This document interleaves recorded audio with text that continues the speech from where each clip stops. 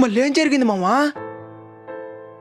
నేనే దారిలో వెళ్ళినా ఏ అడ్డుమన్నాపినా నీ వెంట నేనున్నానని నన్ను సాగొట్టిన నాన్నకు భయంతో, నాన్న మీద భయంతో, నాన్నకు భయంతో అంకితం నా ప్రతీక్షణం. అందరూ టైంని సెకండ్స్లోనే మినిట్స్లోనూ కొలుస్తారు. నేను మా నాయన నిద్రతో కొలుస్తాను.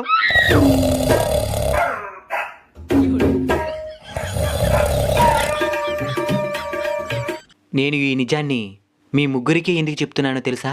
మీ ముగ్గురిలో ఉన్న కామన్ క్వాలిఫికేషన్ మీకు కూడా మీ నాయన వాళ్ళంటే భయం. ఏ తప్పునే చేసినా తెలియకుండా జరిగిపోయినా ఓ బండ కొయ్యితోనే నన్ను బాగా బాదిన నాన్నకు భయంతో